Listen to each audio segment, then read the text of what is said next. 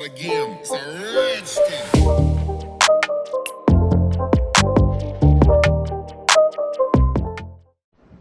Hello good morning everyone, my name is Shubham Jagdish and welcome back to my YouTube channel. तो आज का video है हमारा कॉमर्स का 6th लेक्चर। इससे पहले हम लोगों ने सब कुछ पढ़ लिया भाई। हम लोगों ने आपको एक स्टेप्स वाला क्वेश्चंस पूरे पढ़ा दिया, 8 स्टेप्स वाले क्वेश्चंस पढ़ा दिए हैं पहले दूसरे वीडियो। पहला वीडियो शायद वही था। उसके बाद मैंने आया आपका सोर्सेज ऑफ फाइनेंस के चैप्टर के ऊपर। उसके बाद मैंने बता दिया इक्विटी शेयर्स क्या है, प्रेफरेंस शेयर्स क्या है। उसके बाद बता दिया मैंने डिबेंचर्स क्या है, ईएसओपी बता दिया, बोनस इशू बता दिया। उसके बाद बता दिया स्वेट इक्विटी शेयर्स क्या होते हैं, और एक कोई और चीज बताई थी मैं भूल गया। चलो आगे बढ़ता हूं। उसके बाद में अगला टॉपिक पे आ रहे हैं। आज long term sources of finance का आखिरी दिन है, तो केवल 2 टॉपिक बचे हैं। तो फटाफट से अगले टॉपिक पर आते हैं, और ये छोटा सा वीडियो है जल्दी से खत्म करते हैं। फिर अगले वीडियो में हम लोग short term sources of finance पढ़ेंगे, और कोशिश करेंगे कि एक वीडियो के अंदर या 2 वीडियो के अंदर short term sources of finance पूरा कंप्लीट कर दें। भाई मैं वीडियो शॉर्ट रख रहा हूं, इसके पीछे 2 रीजन है। बिकॉज कॉमर्स डाइजेस्ट नहीं हो पाती है जरूरत से ज्यादा। तो आप मेरे साथ एक एक टॉपिक पर डे पढ़ते चलो। स्लोली एंड ग्रेजुअली आप देखोगे भाई आपने बहुत सारा कंटेंट प्रिपेयर कर ली, ठीक है ना। तो बहुत ज्यादा पढ़ने की जरूरत नहीं है, थोड़ा step by step baby step लेते चलो, और साथ साथ में पढ़ते चलो। बहुत ज्यादा कंटेंट प्रिपेयर हो जाएगा, और बाकी इतना कंटेंट बचेगा एग्जाम के 1-2 दिन पहले हम लोग बैठ के पढ़ लेंगे, कोई दिक्कत वाली बात नहीं, ठीक है। तो चलो भाई बढ़ते हैं, और आज पढ़ते हैं सबसे पहला टॉपिक जो कि है हमारा लोन फ्रॉम कमर्शियल बैंक। तो कमर्शियल बैंक के लोन के बारे में हमको पढ़ना है। और बच्चा लोग एक बात बता दूं, मैंने इसके पहले आपको बता दिया है कि डिबेंचर शेयर्स वो भी कैसे इशू होते हैं, और कैसे उसके एडवांटेज और डिसएडवांटेजेस हैं, ठीक है। तो अब कमर्शियल बैंक तो आप सब लोग जानते हो भाई। कमर्शियल बैंक क्या होता है? वो बैंक जहां से अपन लोग पैसे वैसे लेते हैं, पैसे वैसे जमा कराते हैं ना। एसबीआई हो गया, एक्सिस हो गया, और ये सारे जो बैंक्स हैं हमारे, एक्सिस हो गया, एसबीआई हो गया, यूनियन बैंक हो गया, बैंक ऑफ इंडिया हो गया, बहुत तरह के बैंक है, ये सारे हमारे कमर्शियल बैंक है। ये कैसे लोन देते हैं? ये देते हैं हमें शॉर्ट टर्म्स के लोन। ये हमें किस तरह के लोन देते हैं भैया? ये हमें देते हैं सब कुछ शॉर्ट टर्म के लोन। इसके कुछ एडवांटेजेस है, इससे कुछ डिसएडवांटेजेस है, जो मैंने कीवर्ड्स में लिखने की कोशिश की है। तो फटाफट से एक बार रीड कर लेते हैं और देख लेते हैं ऐसा कोई पॉइंट तो नहीं जो आपको समझ में नहीं आ रहा है। तो भाई इसमें क्या लिखा हुआ है? Under term loan of bank advances of fixed amount. पहली बात तो क्या पहला कीवर्ड हो गया? फिक्स्ड अमाउंट आपका पहला कीवर्ड हो गया है भाई।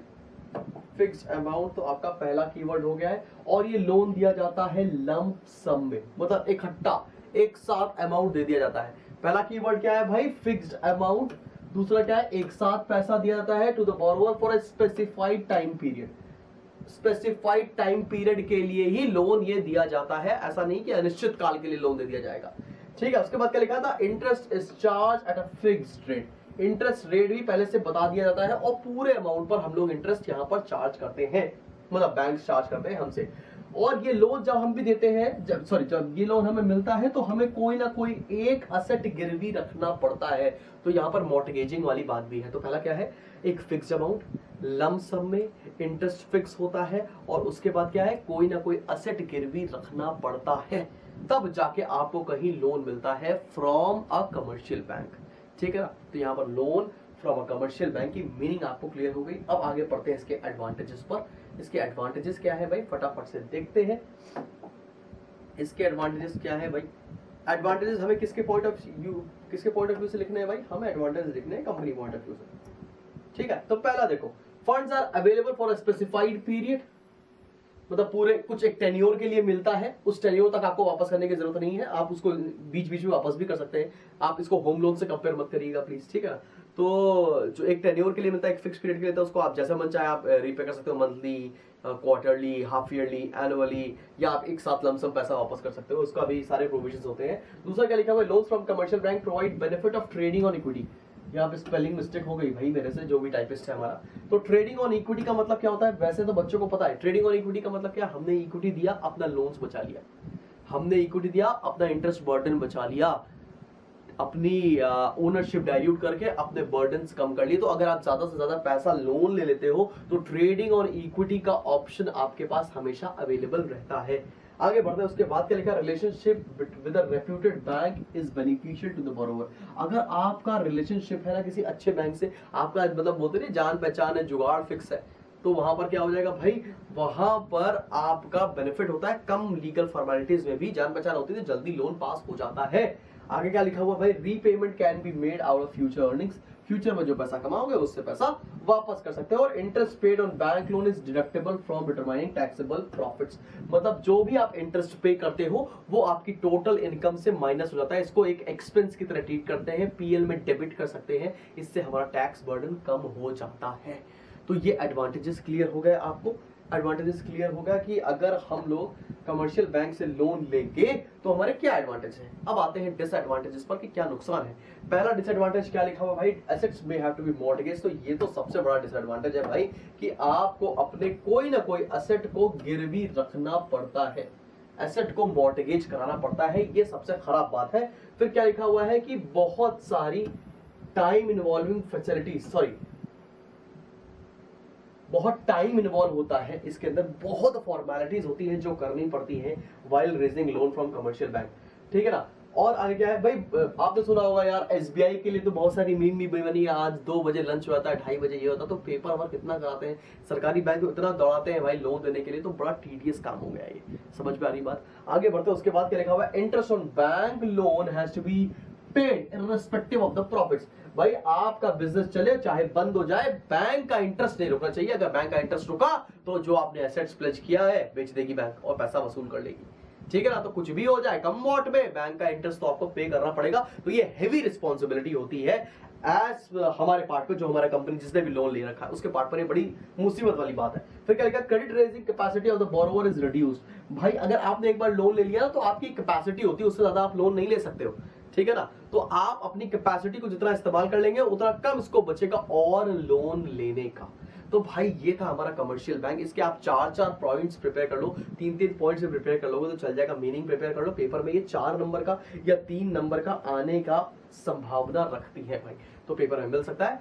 ये बहुत सिमिलर है, एक कमर्शियल बैंक और financial institution, either of them will come in the paper definitely, ठीक है। तो बढ़ते हैं भाई, बढ़ते हैं नेक्स्ट टॉपिक पर, और नेक्स्ट टॉपिक है हमारा फाइनेंशियल इंस्टीट्यूशन।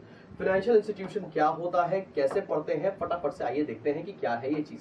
अभी फाइनेंशियल इंस्टीट्यूशन क्या है, ये कमर्शियल बैंक नहीं है, ये वो जगह नहीं जहां पर आप जाके खाते खोल सकते हैं, लेकिन ये एक तरह के इंस्टीट्यूशन डेवलप किए गए हैं जो कि लोन देते हैं। किसको लोन देते हैं, ये मीडियम टर्म और लॉन्ग टर्म के लिए लोन देते हैं। किस टर्म के लिए देते हैं, मीडियम टर्म और लॉन्ग टर्म देते हैं बिजनेस एंटरप्राइजेस को। आपको एक बात बताओ, थोड़े दिन पहले मैं भी एक नाम नहीं लूंगा वरना तो दिक्कत हो जाएगी, वहां पर लोन लेने के गया, मुझे को भी अपनी प्रोजेक्ट रिपोर्ट सबमिट करनी गई, और मैं प्रोजेक्ट रिपोर्ट सबमिट करने के बाद मुझे प्रेजेंटेशन देनी पड़ी कि मेरा बिजनेस ये है, मुझे इस बिजनेस के लिए लोन चाहिए, बिजनेस लोन लेने के लिए गया था मैं, और वो वहां से रिजेक्ट हो गया।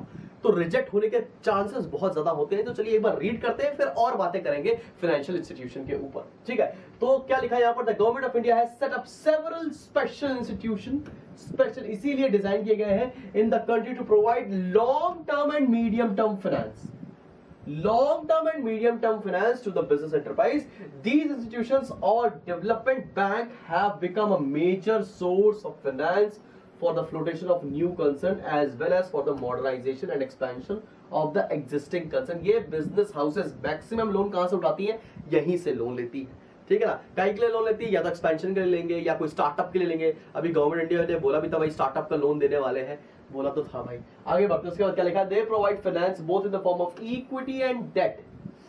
इक्विटी एंड डेट का मतलब क्या है, या तो अपना आप इक्विटी डाइल्यूट कर दो, ठीक है ना, या तो लोन ले लो, भैया पैसा देना पड़ेगा, डिबेंचर्स या लोन्स, ठीक है। लिखा है these institutions are not simply financial institutions, ये आपकी हेल्प भी करते हैं, ये आपके बिजनेस को डेवलप करने में भी हेल्प करते हैं, आपको बिजनेस को चलाने में भी हेल्प करते हैं। अगर आप पैसा नहीं पे कर पा रहे हो तो उसमें भी आपको रिलैक्सेशन वगैरह देते हैं। तो मतलब इनका जो जिस पर्पस के लिए बनाए गए वो पर्पस बहुत बढ़िया है। आगे बढ़ते उसके बाद क्या, they also provide promotional, technical and managerial services.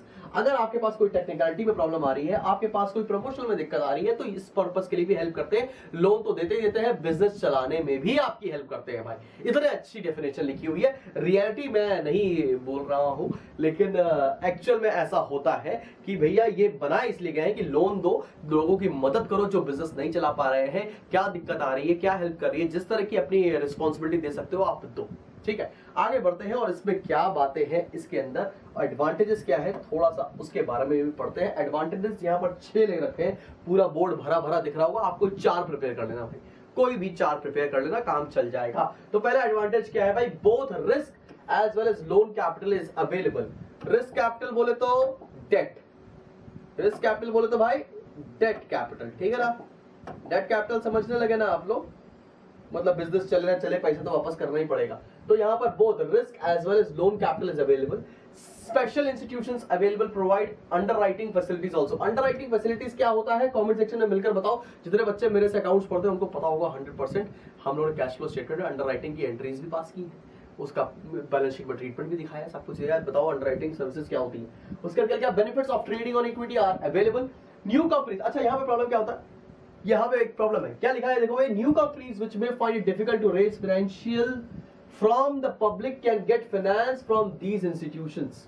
भाई आपको बैंक ने मना कर दिया, आप कमर्शियल बैंक के पास गए लोन लेने के लिए, बैंक ने मना कर दिया। हो सकता है आपका प्रोजेक्ट इतना अच्छा हो और आपको यहां से लोन मिल जाए, यहां पर कुछ भी गिरवी रखना नहीं पड़ता है, ठीक है ना। आगे बढ़ते उसके बाद क्या लिखा है भाई, assistance is available when resources to normal sources is impractical और unprofitable. Modernization and expansion plans can be financed without much strain on the financial structure of the company। अगर आपका बिजनेस अच्छा है, आपका जो स्टार्टअप का आइडिया वो बहुत बढ़िया है, आपका फ्लो बहुत अच्छा दिखा रहे हैं, आपकी बैलेंस शीट अच्छी बन रही है, तो आपको यहाँ से लोन मिल जाएगा। हाँ, मॉडर्नाइजेशन और एक्सपेंशन का लोन आसानी से मिल जाता है। कोई बड़ा इंस्टीट्यूशन है जो पहले से चल रहा है उसको लोन आसानी से मिल जाएगा भाई, क्योंकि उसकी बैलेंस शीट बड़ी स्ट्रांग होती है। आगे बढ़ते क्या लिखा है, as these institutions carry out thorough investigation. भाई आपके बारे में इतना जांच पड़ताल कर लेंगे, बिना उसके तो लोन देने वाले ही नहीं है। बिना जांच पड़ताल करे तो लोन मिलने वाला ही नहीं है आपको। बहुत थॉरो इन्वेस्टिगेशन होती है बिफोर लोन इज ग्रांटेड। फिर क्या लिखा हुआ है भाई, before granting assistance to concern relationship with them helps to increase the credit worthiness of the company। अगर आपको एक बार यहां से लोन मिल गया ना, तो पूरे समाज में, पूरे ब्रह्मांड में यह मान लिया जाता है कि भाई आपकी कंपनी में कुछ ऐसी बात है, आपकी क्रेडिट वर्दिनेस इतनी अच्छी है कि आपको फाइनेंशियल इंस्टीट्यूशन ने लोन दिया। लोन मिलना मुश्किल है भाई, ठीक है, लेकिन एक बार मिल गया तो आपको कोई दोबारा लोन देने से मना नहीं करेगा। इतना जांच पड़ताल ये लोग करते हैं। उसका क्या लिखा है, loans and guarantees in foreign currency and deferred payment facilities are also available for import required machinery and equipment. आप कभी भी अगर आपका कोई ऐसा काम है मैन्युफैक्चरिंग का जिसमें आपको कोई मशीनरी वगैरह बाहर से मंगानी पड़ती है, तो वहां पर ना फॉरेन एक्सचेंज की गारंटी लेनी पड़ती है। गारंटी कौन लेता है भाई, उतना पैसा तुम्हारे पास होगा नहीं, गारंटी कौन लेगा, ये बैंक्स तुम्हारे बिहाफ पे गारंटी का भी काम करते हैं। तो ये बहुत बड़ा फंक्शन है। जो ऐसी मशीनरीज वगैरह ऑर्डर करते हैं या जो इंपोर्ट एक्सपोर्ट का बहुत ज्यादा काम करते हैं, उसमें ये भी असिस्टेंस प्रोवाइड करता है ये फाइनेंशियल इंस्टीट्यूशन। फिर क्या लिखा था, rate of interest and payment procedures are convenient and economical. बहुत कम, अगर बैंक का इंटरेस्ट है 10% तो इनका इंटरेस्ट होता है करीबन 4.5-5% के आसपास, ठीक है, इतना कम इंटरेस्ट होता है। Facilities for repayment is easy installments are made available to the deserving concerns। फिर क्या लिखा है, along with finance a company can obtain expert advice and guidance for the successful planning and administration of the projects। अगर कोई भी project लेकर आए हैं तो भाई आपको बहुत सारी गाइडेंस भी मिल जाती है, क्योंकि यहाँ पर बहुत एक्सपर्ट बैठे हुए हैं जो आपको हर एक सिचुएशन पर हेल्प करने के लिए तैयार है। ये सारी बातें जो लिखी हुई है ये डेफिनेशंस में है और ऐसा होता भी होगा, ये हम मान लेते हैं भाई, ठीक है। चलो आप बात तो समझ रहे होंगे मैं क्या कहना चाह रहा हूँ। फिर आते हैं, बढ़ते हैं डिसएडवांटेजेस की तरफ। इसके डिसएडवांटेज क्या है भाई, पहला पढ़ते हैं, the concern requiring finance from special financial institution has to submit itself through a thorough investigation. भाई मैं तुमको बताऊं कि सीबीआई भी इतना नहीं पूछती जितना ये लोग पूछते हैं। थॉरो इन्वेस्टिगेशन मतलब लिटरली थॉरो इन्वेस्टिगेशन, इतना क्वेश्चन पूछ डाला भाई कि क्या बताया, आपको जवाब भी नहीं पता होगा इतना तो।